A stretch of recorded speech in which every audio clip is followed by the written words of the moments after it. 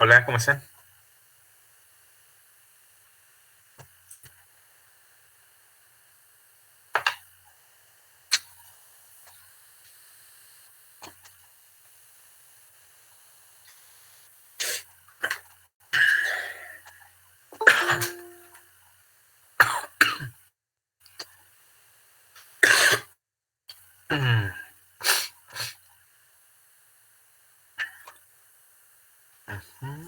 Mm, muy bien. Este, ya vieron que les publiqué para la instalación de Conda y Python.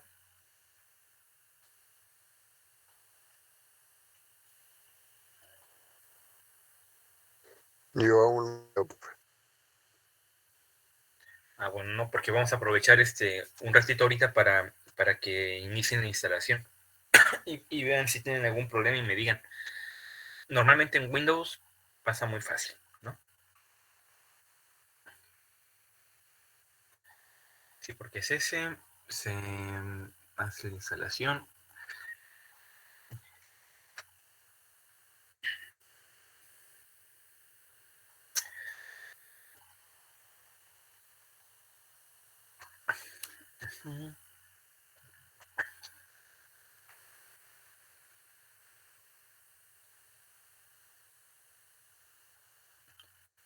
Ok, ahí está.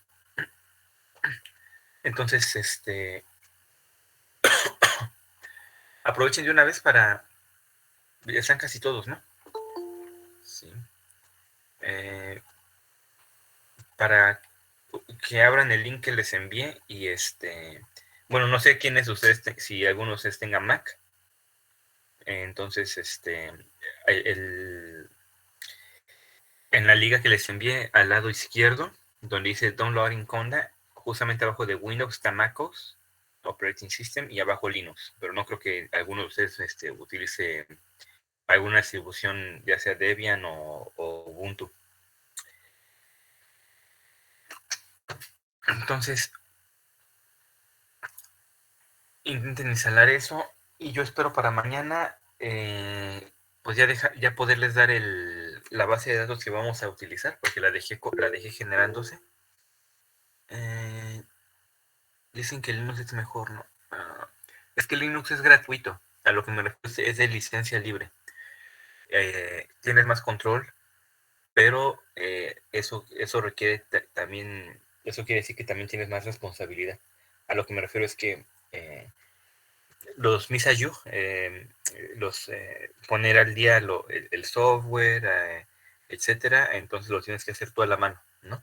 Tienes que buscar en internet, buscar las ligas, buscar los repositorios de GitHub o de lo que quieras instalar y seguir los pasos que te dan. No es como en Windows, si tú quieres instalar, no sé, eh, pues lo que ustedes quieran. Eh, por ejemplo, Spotify, ¿no? Vas a la página de Spotify, le das descargar, se descarga un ejecutable, lo corres, le pones aceptar y se instala. Y ya. En Linux no, o sea, en Linux lo puedes hacer así, algunas veces, algunos programas, pero otros te dan líneas de código. Entonces lo tienes que meter en la terminal, tener licencia de administrador en el ordenador que estés usando y ir siguiendo los pasos, ¿no? Y a veces hay pasos intermedios que permiten hacer configuraciones directas y pues saber qué es lo que quieres. Entonces, es mejor para hacer cómputos científicos, sí. Además, es mucho más, ¿cómo se llama? Mucho más intuitivo eh, tienes mucho más control sobre todo en el ordenador. Por ejemplo, yo hace 3 semanas a mi computadora de laboratorio, es una estación de trabajo de 48 procesadores, este, le di el upgrade de Ubuntu, le cambié la versión, pasé a la más nueva, estable, de la 18.0.04 a la 20. Pero me tocó hacer el boot de sistema a mí, guardar todo, bla, bla, luego hacer el setup. Y ya cuando estaba la instalación del sistema operativo, volví a instalar todos los compiladores y todas las librerías y los programas que yo utilizo para hacer mi trabajo, que es Paraview, HDF5, compiladores de GCC, GCC para Fortran, para C, compiladores MPI para cómputo paralelo, y unos Intel, pero son de licencia abierta, ¿no? Porque Intel siempre es, casi siempre es de licencia de paga. OpenFOAM, y bueno, o sea, todo eso me toca revisarlo bien, primero instalar bien los instaladores, checar que estén en el bash, etcétera, que los lean, la termina cuando la inicializas, y en función de los compiladores que tienes, poner las opciones o descargar las versiones compatibles con esos compiladores de todos los programas, ¿no? Por ejemplo, el HDF5, que es que lo instalamos de manera paralela. Bueno, poner bien el comando que vas a ocupar. Luego, como es en paralelo, no se compila solamente con GCC, sino también tiene que venir un OpenMPI. Entonces, linkear el GCC, o sea, instalar el GCC, y con ese GCC instalar el OpenMPI para que sean compatibles, y luego con los dos instalar o sea, ese, ¿cómo me explico? Sí es mejor porque tienes mucho más control, pero cuesta un poquito más de trabajo. Ahora, nosotros no nos vamos a meter en eso porque no vamos a ver cómputo de alto rendimiento. A lo que me refiero es que vamos a utilizar las laptops que ustedes tienen para evitar que el proyecto lo tengan que hacer forzosamente en la escuela, ¿no?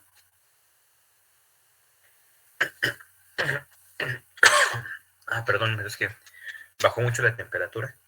De hecho, se supone que mañana vamos a estar a -2. Aquí es un buen de calor, profe.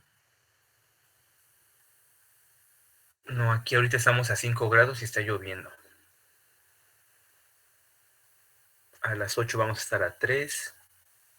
Se supone que en la noche va a caer hielo o nevar, algo así.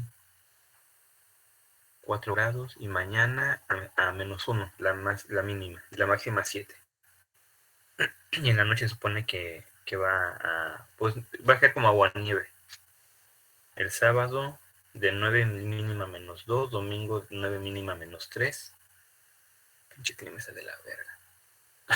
La semana pasada hace calor, ahora está frío. ¿Y qué tal? ¿Qué le gusta más, el calor o el frío? El frío. Te lo quitas con una buena chamarra, pero el calor no.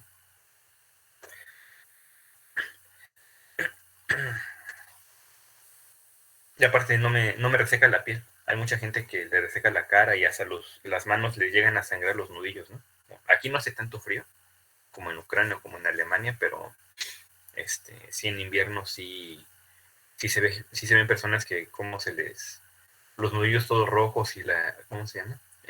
Donde está la cutícula, ¿no? De la uña, cómo se les reseca tanto que los pellejitos les sangran. Pero no es muy común tampoco.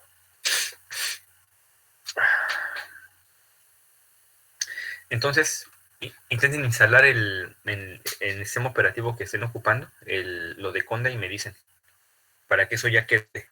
Y así ya podamos empezar con lo del postproceso que les dije ayer. Y está bien porque esa parte del curso no la pude ver con el grupo pasado. Al final de cuentas, cuando me invitaron a dar las clases el semestre pasado, ya era segundo parcial, en lo que sí, en lo que no, en lo que entré, etcétera. En lo que me puse al día con sus compañeros, y más o menos vi que no habían visto que yo necesitaba que hubieran visto para ponerlos al corriente. Eh, la última parte del segundo parcial fue lo que ya vimos en ese entonces, de lo del modelado de las ecuaciones de promedio, ¿no? Temporal de Reynolds, de las ecuaciones Navier-Stokes. Entonces la parte de... Y el tercer parcial pues es prácticamente un proyecto. Entonces ahorita sí tenemos chance de al menos hacer la inicialización en el postproceso, y también que empiecen a ver algo de de software libre, ¿no? Que lo que es OpenFOAM.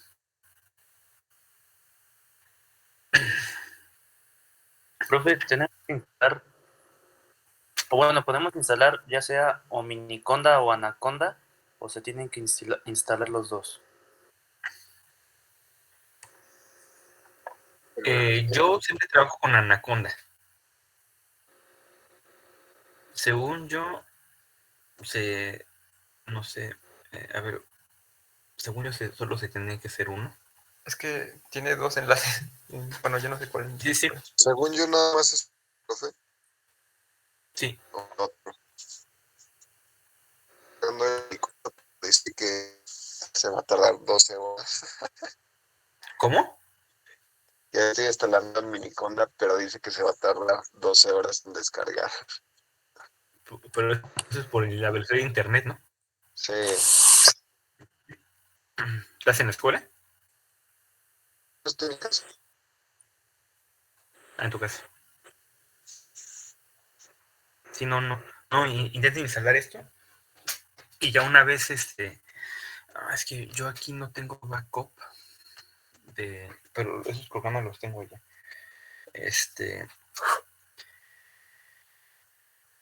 ¿Cómo se dice? Sí.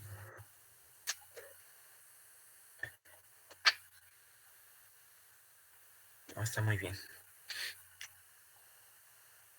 Vamos a utilizar unas bases de datos ahí interesantes. Ya estuve viendo en la página de Arcofax.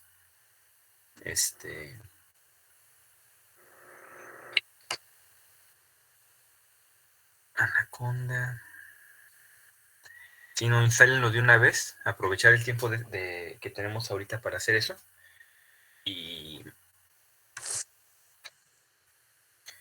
pues no, ¿ustedes llegaron a ver en alguna clase de Python? No, profe. No, profe, más que nada manejamos C o C+. No, bueno, eso sí porque es programación, ¿no? Ah, es cierto. Yo llegué a usar Spider. Ah, bueno, sí, es Python. Bueno, al final de cuentas, programas en Python, ¿no? El lenguaje que se utiliza.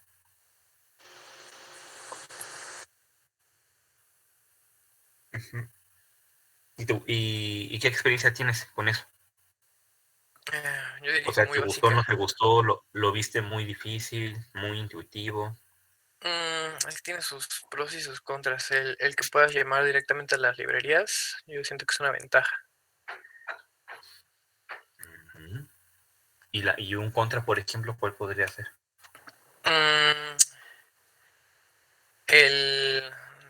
No sé. Realmente sí se me hace un poco más complejo que usar MATLAB o C a la hora de estar programando, pero fuera de eso, creo que sí lo único que cambia son las librerías. Sí, no, bueno, al final de cuentas, el que se te haga más o menos complicado es relativo, ¿no? Porque si estás muy acostumbrado a un lenguaje, cambiar a otro siempre da hueva y siempre es difícil, porque son sintaxis diferentes, ¿no? Incluso son paradigmas de programación diferentes, o sea, no están hechos para lo mismo exactamente, ¿no? Puedes hacer lo mismo, pero en lo que en un programa lo puedes hacer en una línea, en otro te tardas 20 o 50, ¿no? Porque no está diseñado para hacer cierto tipo de trabajo, ¿no? De correr cierto tipo de algoritmos o de lógica. Miren, a mí en lo personal, Python me gusta porque obtienes muy buenos gráficos. A final de cuentas, pues lo que les mostré ayer, exceptuando lo 3D, todo lo hice en Python. Todo, ¿no? Y te da mucho control sobre las variables, sobre los límites, la manera de representación, ¿no? Pero a mí no me gusta usar Python para manipular las cantidades, ¿no? O sea, hacer las operaciones entre ellas, etcétera. Y como tal, hacer el postproceso. Porque, en primera, la sintaxis, cuando programas ya a buen nivel en Python, la sintaxis la puedes resumir mucho.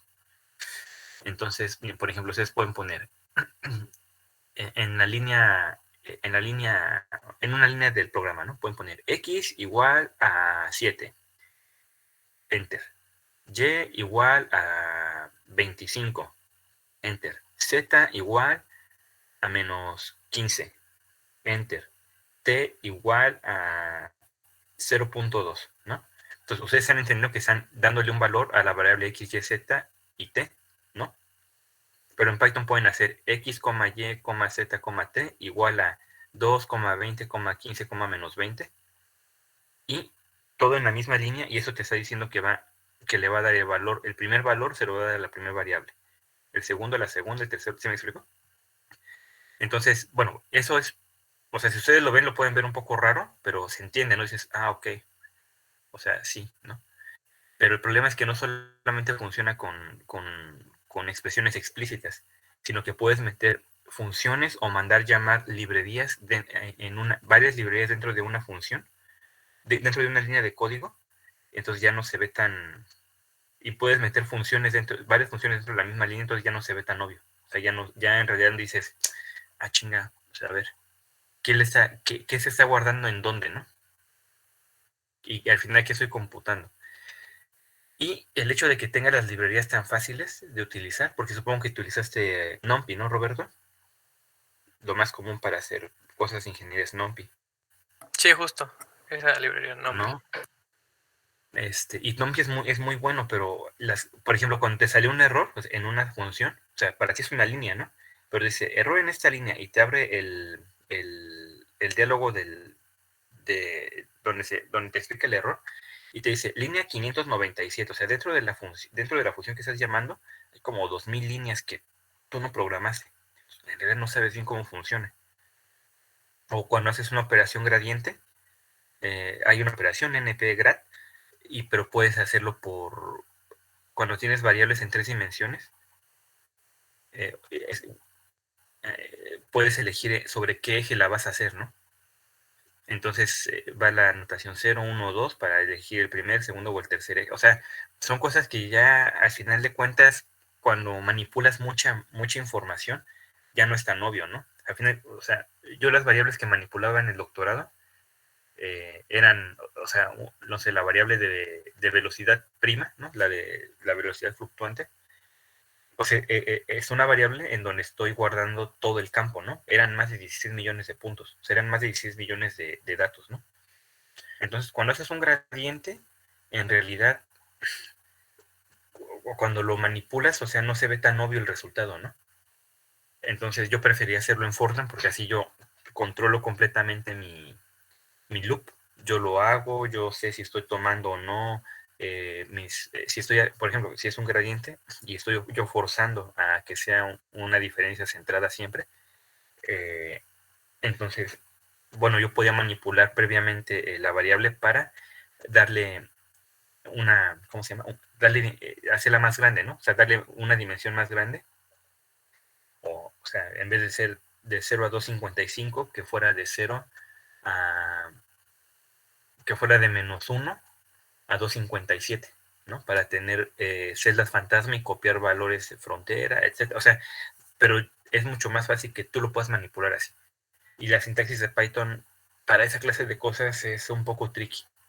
Y aparte que es un lenguaje que no es tan portable.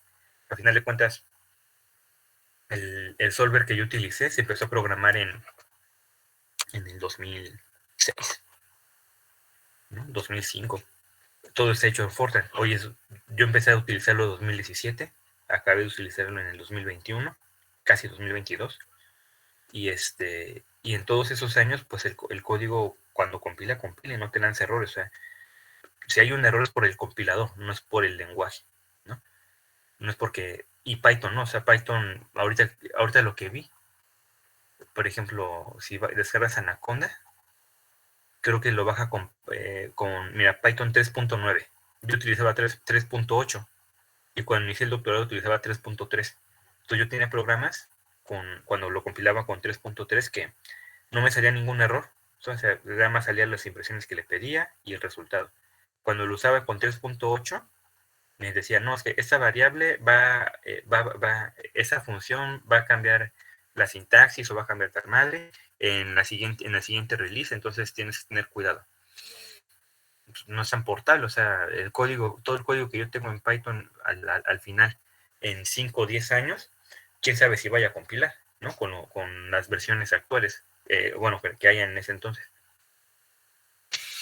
Entonces, bueno, sí hay pros y contras, pero el chiste de utilizar el postproceso es, y por eso que les pregunto, ¿qué experiencia tuvieron con eso, con otros lenguajes de programación? Es que lo importante es que sepan hacer la sintaxis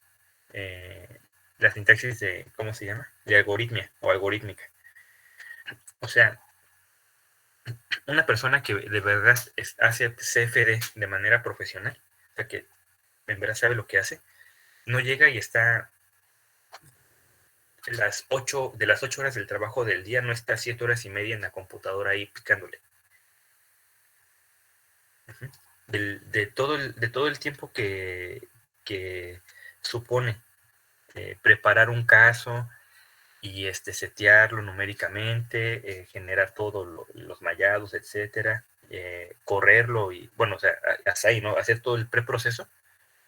Todo el tiempo, todo ese tiempo, el 80% se ocupa en preparar las cosas, o sea, en pensarlo, en ver cómo se van a hacer los loops, etcétera, y el otro 20% es cuando ya lo tienes todo bien eh, organizado, ya sabes bien qué va a conectar con qué, cuándo vas a llamar qué variables, cómo lo vas a guardar, etcétera. Entonces lo empiezas a codear para que los errores, porque nadie es Dios, o sea, ni los que estudian programación hacen programas que a la primera compiles y no se agarró, eso es imposible, somos cabros. Pero bueno, te van a salir errores de dedo o errores que son muy fáciles de ¿cómo se llama? De resolver. Y no te ponen en duda a ti mismo en decir, puta, si lo estoy haciendo bien o no. Eso se puede hacer o no. ¿No? Te ahorra mucho tiempo. Pues ese es el chiste. Miren, en lo que ustedes instalan eso. Ah, perfecto, sí está.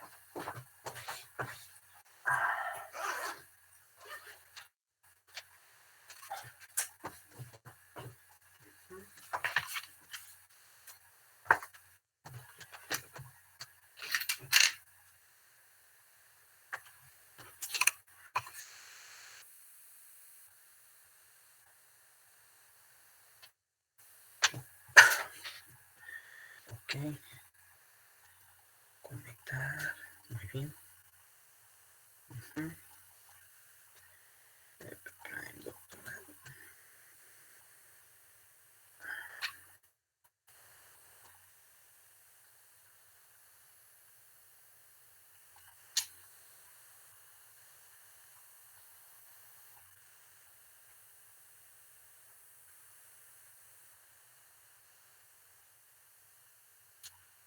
Por ejemplo, ese es un ejemplo muy... Esperen, ahorita les comparto la pantalla.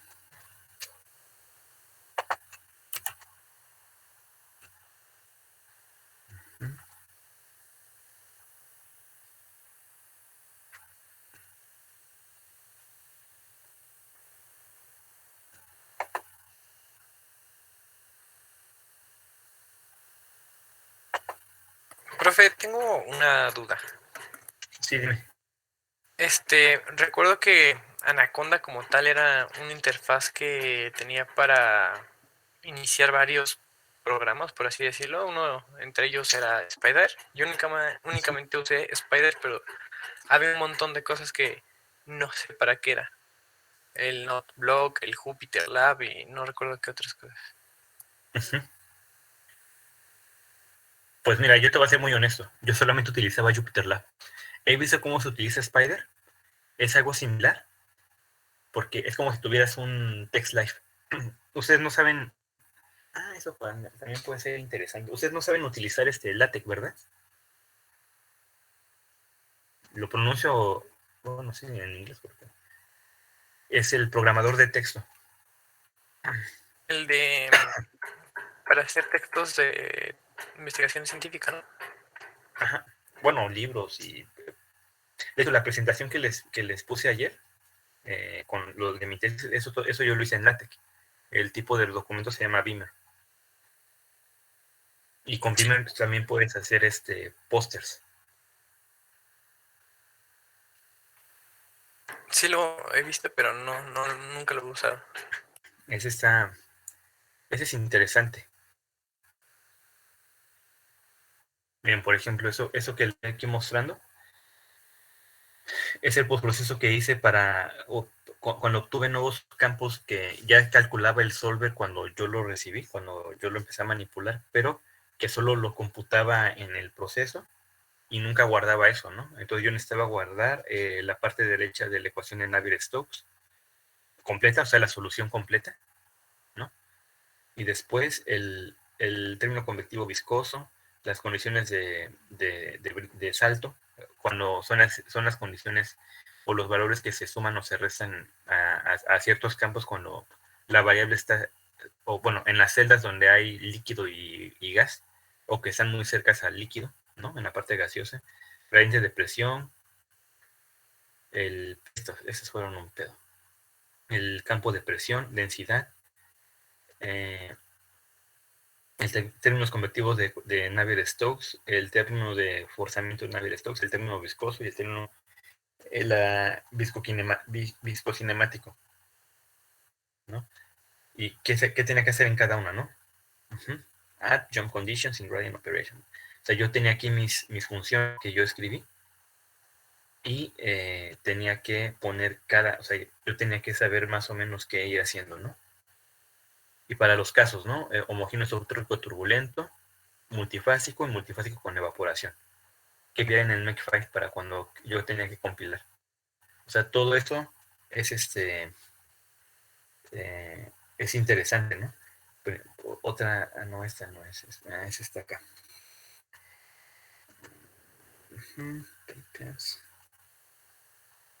Está aquí.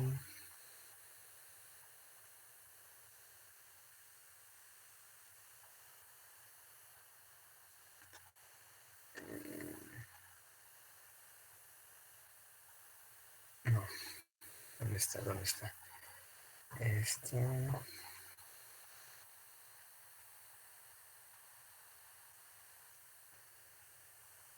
Esperen, ese documento hace un buen rato que no lo utilizo. Contents, tesis, draft. No. ¿Dónde está?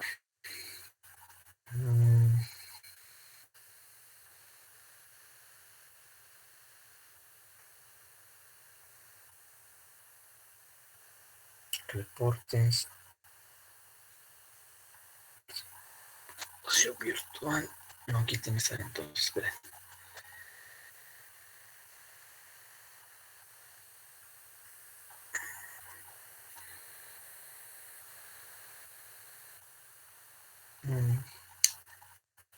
Bueno, a ver, en herramientas, por ejemplo, el postproceso completo, ¿no?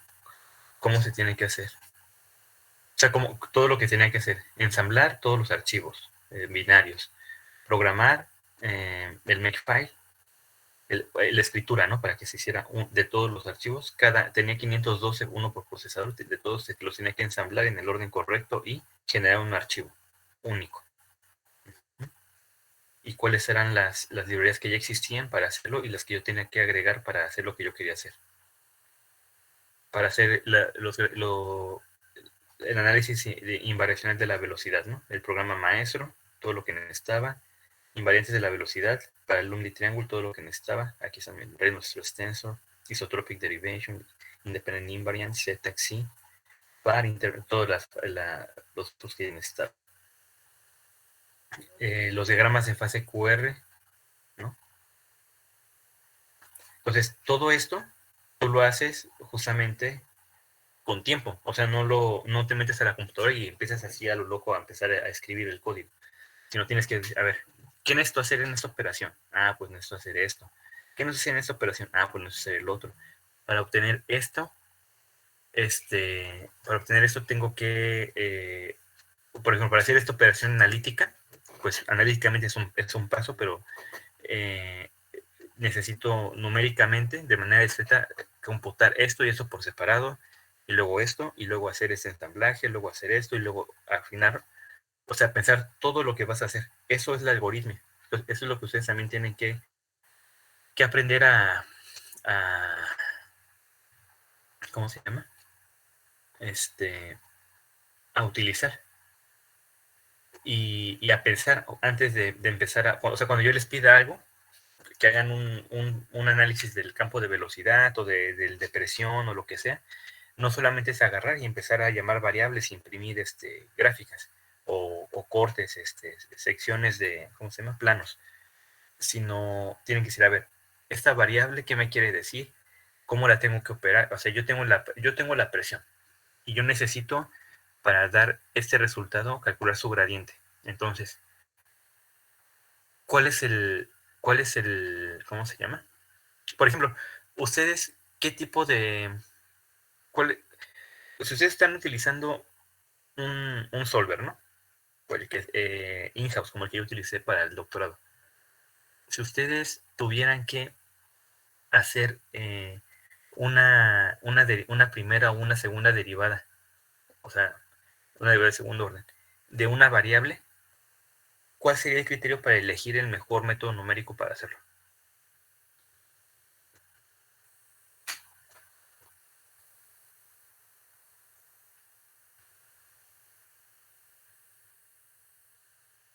Pues diferencias finitas, ¿no? ¿Por qué? Porque mm,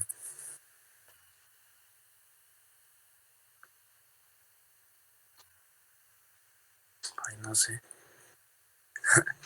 Es que está más sencillo o no sé. No, es que, Solamente o sea, porque ustedes pueden en el trabajo agarrar y decir, bueno, pues yo lo hice así, presentar el resultado. Y te preguntan, y bueno, ¿y por qué elegiste hacerlo así y no de las otras 1000 maneras que hay? O sea, ¿por qué esa es la manera correcta? Yo pensaría ¿Cómo tú lo justificas? en la que haría menos código, por así decirlo. Al final de cuentas, entrega los mismos resultados como la de la iteración. Ahí es donde yo trabajaría menos, pienso yo. Ok, bueno, es un criterio. Por lo general, cuando estás haciendo una derivada de primer orden, no importa tanto, ¿no?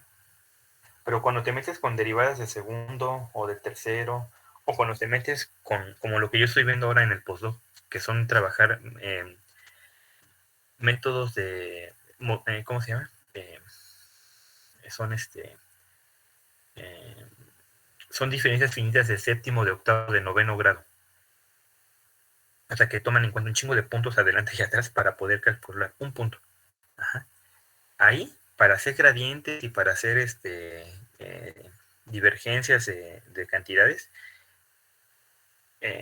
no es tan obvio. O sea, numéricamente tiene un costo interesante, ¿no?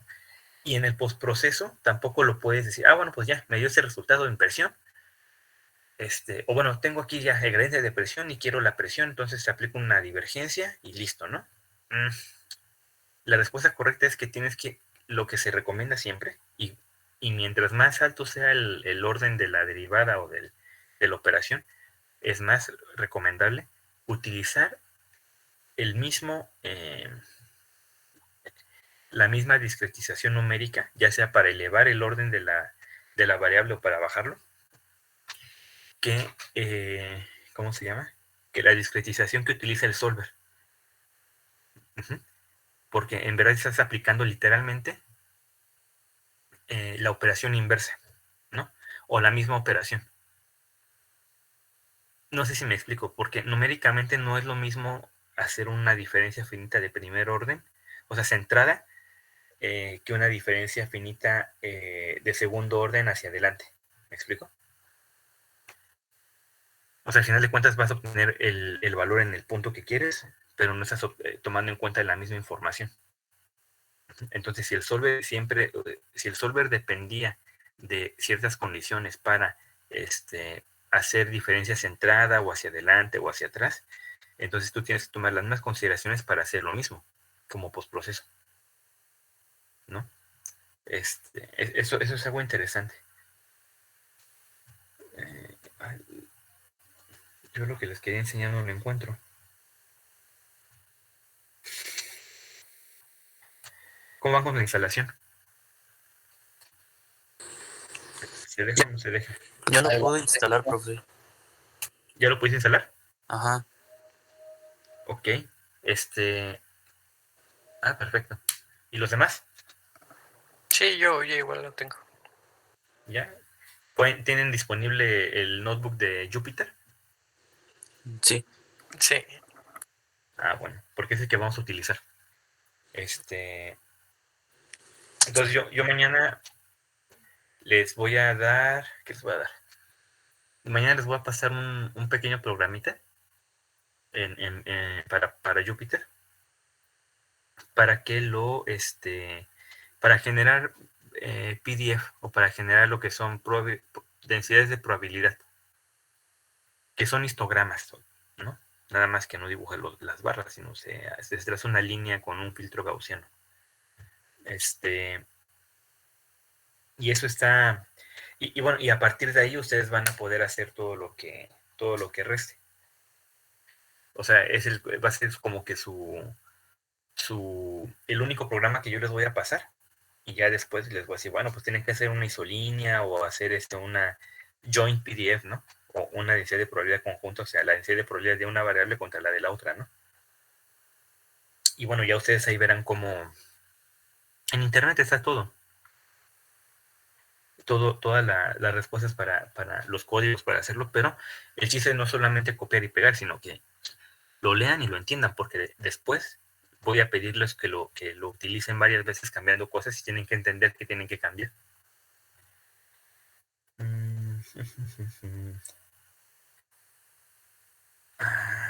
¿Qué va a ser aquí?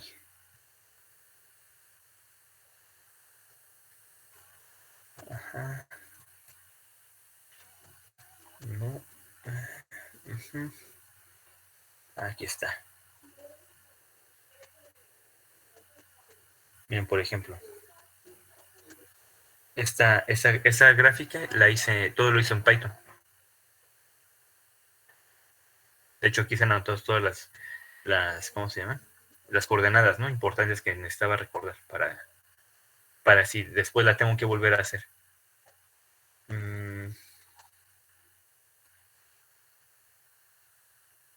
¿Qué otro? Bien, por ejemplo, antes de empezar a codear, pues toda la teoría, ¿no? De lo que tenía que hacer, qué era cada cosa. Hacer el apunte. Y después, bueno, ya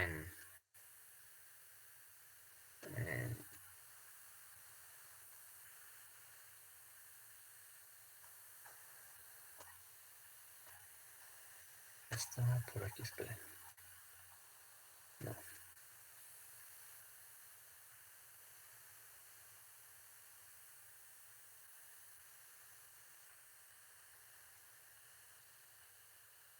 No me acuerdo, no veo por dónde está. Bueno, el punto es, aquí está.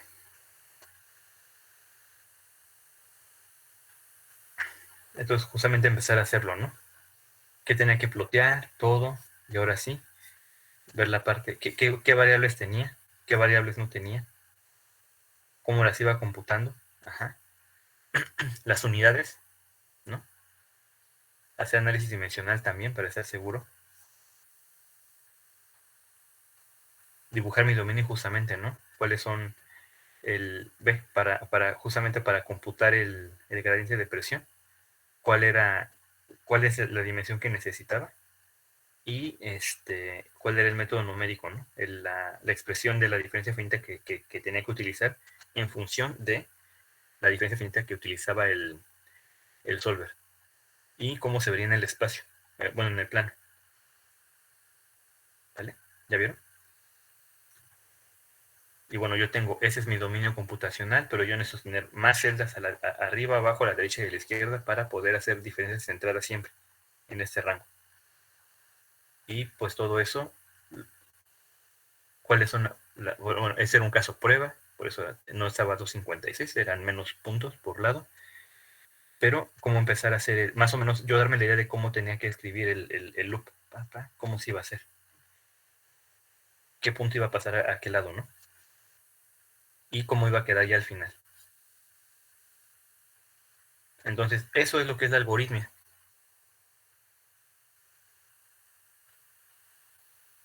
Pensar las cosas antes de... Y tener un diagrama de flujo incluso, ¿no? O sea, poderlo dibujar. Si cuando es condicionado, si va a pasar eso, tengo que hacer eso. Si pasa la otra opción, tiene que hacer eso. Si no pasa ninguna de las dos, entonces tiene que saltarse esto y al lanzarme este error o lanzarme, dice directamente esta parte o decirme que el caso no tiene, no sé, el gradiente de presión no excede tal valor y por eso no se computa tal cantidad, ¿no?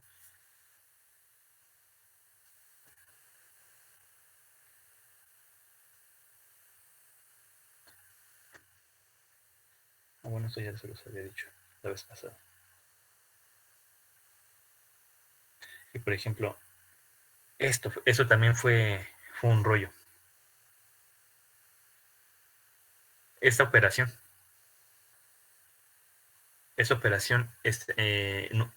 analíticamente, ¿qué te está diciendo? Que vas a hacer el gradiente de este tensor de esfuerzo y luego vas a tomar su divergencia. ¿Me explico? Entonces, bueno, esa es la expresión discretizada en ecuación, lo que tenía que hacer. Y bueno, al final de cuentas, la primera operación es el gradiente. Entonces, ¿esto cómo se ve? Ta, ta, ta, ta, ta, ta, ta, ta. Ajá. Y luego, el término que estaba atrás, cuando la contribución incompresible para hacer elemento finito centrado. ¿Y cuáles son los valores de la diferencia finita, no? Perdón, de diferencia finita. Para cuando es una derivada de primer orden y una derivada de segundo orden, ¿no? Y cómo queda el loop. Entonces todo esto yo no lo escribí así luego en la computadora. Si así me tardé, entonces yo preferí estar en el libro, estar haciendo mis ecuaciones, hacer un diagrama, pensar bien las cosas, ver qué iba a ir en qué. Y una vez que ya estuviera, justamente computar aparte porque es un caso especial. Pero eso no lo ves hasta que ya lo estás haciendo, ¿no? Hasta que ya lo estás analizando con cuidado. Uh-huh. Y justamente cómo queda la divergencia bueno, cómo queda la divergencia para el caso centrado, el forward y el backward. ¿Ya vieron? Entonces yo cuando entro a programar, ya es ¿cómo se dice? Directamente algo que ya está bien definido. Y esto, por ejemplo, con la contribución compresible es más compleja porque viene ese término, que es otra diferencia finita, que se computa aparte por el tamaño de U. Bueno.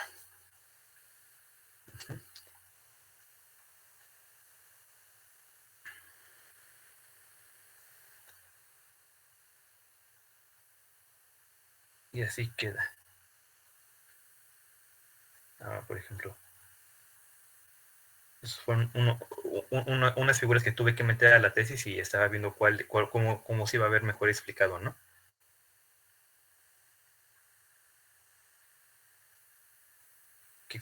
La PDF de esta variable que me expresa y cómo lo puedo hacer en un diagrama para que personas como ustedes, ¿no? Que podrían estar interesadas pero que no conocen del tema, cuando lo lean digan, bueno, o sea, pues obviamente no soy experto, ¿no?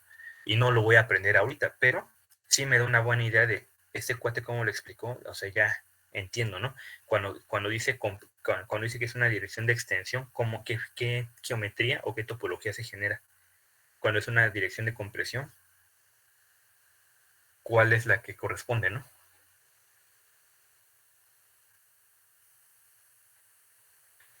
Y ya, sería todo lo que les compartiría con respecto a eso. Entonces, ¿Ya terminaron de... ¿Todos ya tienen instalado esa cosa? Anaconda. Yo ya, profe. Muy bien. Bueno, entonces, mañana vamos a, ¿cómo se dice? Yo espero para mañana ya tener la base de datos, ya haberla elegido.